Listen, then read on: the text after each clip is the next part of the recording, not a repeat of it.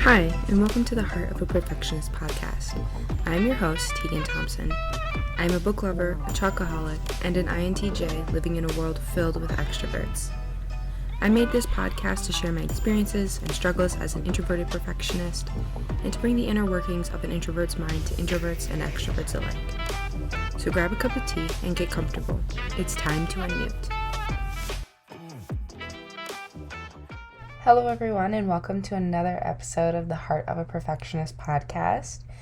This week we'll be talking about how you can respectfully care for and interact with children based on whether they're introverted and extroverted. And this goes for everyone, not just parents or caretakers, but anyone who interacts with children. So maybe your friends have kids, or your neighbors have kids, or whatever, or you come across kids in the grocery store, which I know everyone does. So this is for everyone, whether you can implement it today or you can implement it in the next few years or something. I think it is so important to recognize how we can nurture these different aspects of being introverted or being extroverted in children, because that is where, in the youth, that is where a lot of the struggle with identity comes with when it comes to introverted and extroverted personality types. So, like adults, a lot of the behaviors that are associated with being introverted and extroverted are very similar, and children often exhibit these very similar behaviors depending on whether they're introverted or extroverted, and a lot of it has to do with where do you get your energy. So a great question to ask yourself when you're trying to identify, is this child introverted or is this child extroverted, is to think, how does this child re-energize? Where do they get their energy from? And so introverted children may recharge by being alone. They may listen more than they speak. They may internally process or take more time to process. They may be more reserved and or reflective. They may be more willing to speak up when they are prompted by an adult to have a turn to talk, rather than just kind of blurting out what they're thinking. And they may enjoy one-on-one or small group conversations rather than large group conversations. On the other hand, extroverted children may gain most of their energy from socializing. They may think and process out loud. They may get bored when they're left on their own for short periods of time. And they may process thoughts and emotions after they do something, after they kind of have done an action and maybe seen the consequences of those actions. So, what are some ways that you can positively nurture introverted or extroverted personalities? And I want to talk about this because learning and hearing that one personality or one way of doing something is wrong is often heard and kind of ingrained in us at a young age. And so being able to kind of acknowledge and be positive about those things will be able to change the mindset of future generations when it comes to being introverted and extroverted. And so we really need to be able to recognize and be positive about each child's unique personalities. So an introvert, for an introverted child, it's really important to respect their need for alone time. Just because, that's the main way that they're going to re-energize, recharge.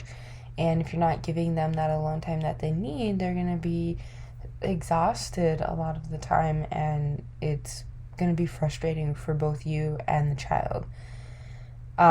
It's important to talk through social situations beforehand. For a lot of introverts, social interactions, especially with big groups, can be draining and exhausting. It can be a source of anxiety just because you don't know how long you're going to be there. What's it going to be like? And as a child, you really don't know that, because most of the time it's just like, oh, we're going here, and then you bring the child with you, and sometimes they don't even know where they're going and just get thrown in a car and you end up somewhere else.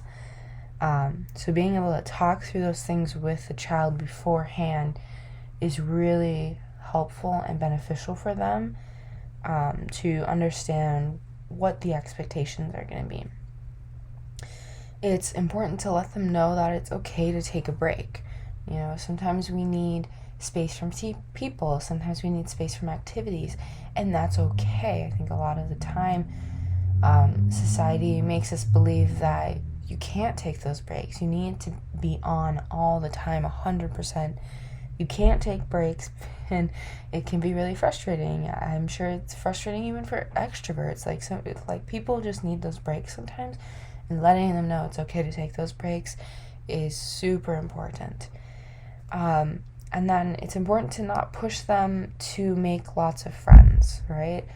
I know that introverted children probably get pushed to do this a lot, because people think of children and they think, oh, they make all these friends, I have tons of friends, and blah, blah, blah. And then you see an introverted child and they might actually have 2 or 3 friends, or maybe one really good friend, and you're like, you should have more friends. But it's really important to respect those social preferences for the child, and they know what makes them feel comfortable when it comes to making friends, and if they had a problem with it, or if they didn't like where they were at with having friends, they would probably address that in some way. Or you can also just ask them and hey, do you want to have more friends? And if they say yes, then ask them how you can help them do that. Or if they say no, you'd be like, okay, great, I'm glad that you have close friends that you feel comfortable with, right? And then it's so important not to interrupt them when they're talking. And I say this because, like I said just a little bit ago, that they're more likely to speak when they're prompted by an adult. For children, whether they're speaking when prompted or whether they're speaking kind of just not necessarily out of turn, but on their own, they've kind of decided to say what they want to say on their own volition, and they didn't need anyone to say hey, it's your turn. For introverted children, it's really important to not interrupt them when that happens, because a lot of the time, a lot of thinking and a lot of processing has gone into that before they say anything. And if you interrupt them, they may choose not to speak up again. And that can be very harmful to them, just because they may never feel comfortable to talk about some of the things that are really hard and really difficult for them, and may cause mental health issues. They could cause physical health issues.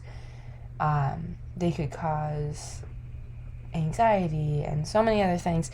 And it's so important to be able to let them have that space and have that floor when they're talking, so that they feel comfortable to come to you again and to say what was on their mind, and let them know that the work and the time you put into processing and determining how you were going to say what you just said was worth it, and it was important and valuable to me just as much as it was to you.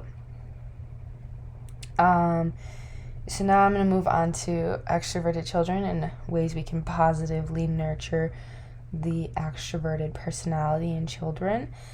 And one of those ways is by acknowledging their need to talk and socialize. For introverts, it's being alone. That's where they get their energy. For extroverts, it's being able to socialize with people. It's not necessarily large groups. It can be just one person. It can be with 3 people, whatever. But being able to talk and socialize with people is really important for them to regain their energy.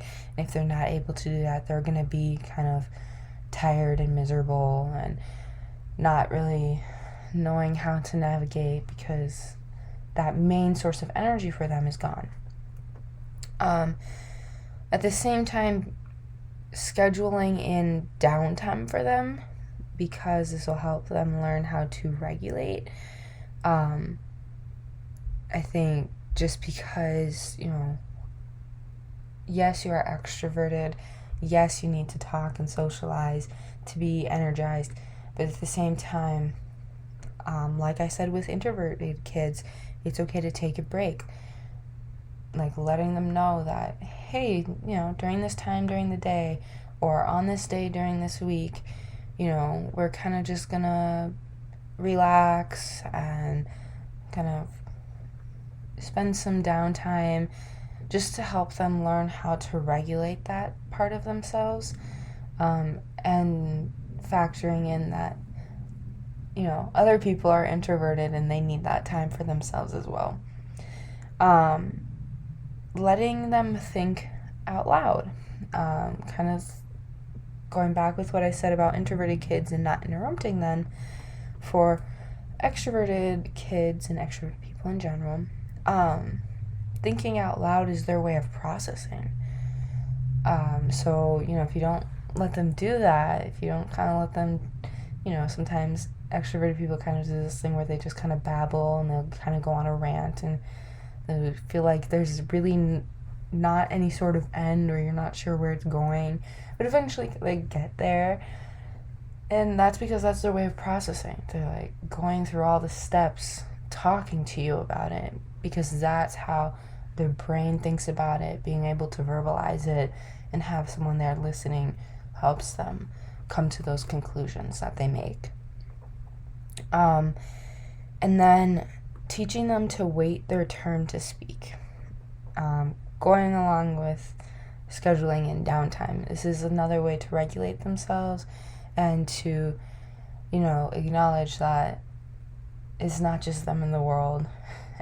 There's other people who need their chance to speak as well, whether that's other extroverted kids, whether that's an introverted kid, whoever it may be, that, while this person is talking, we're not going to interrupt them. We're going to listen to them. And once they're done, then it can be our turn, right?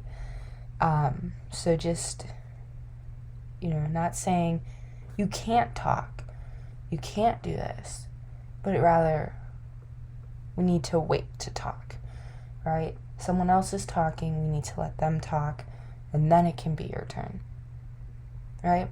And I feel like that one can go for any child. I know that that's a tendency of children in general, whether they're introverted or extroverted. But, let them think out loud, but also recognize that other people need to talk, and maybe verbalize their own thoughts, or share something important, whatever it may be. And then lastly, I just want to say, it's so important to recognize and celebrate these differences. I know I've said this a lot, and I know I've said this a lot, and I know I keep saying that I'm going to say it forever, and I really will. Diversity is so important to making advancements in society and in life, and just being able to be thankful for someone else who can approach something in a way that you never thought of.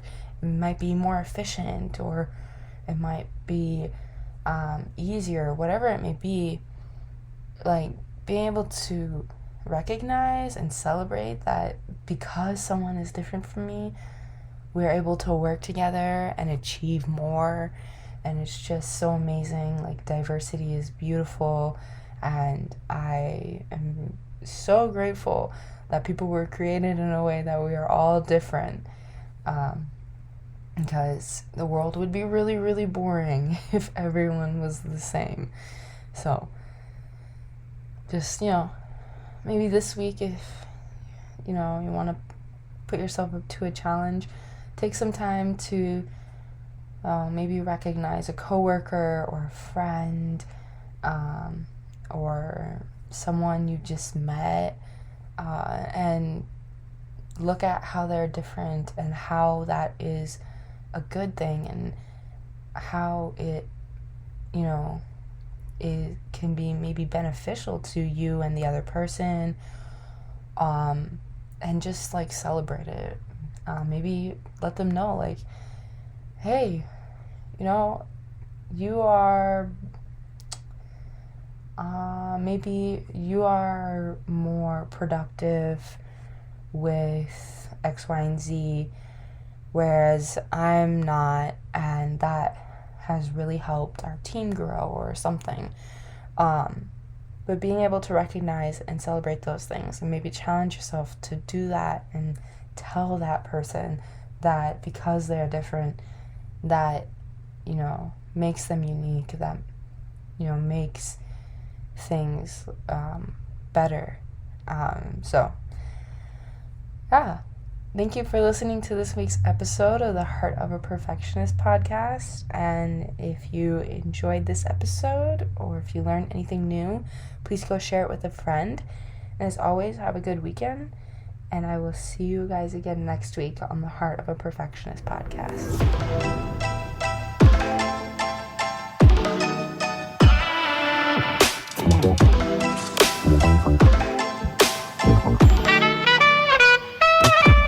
Wow.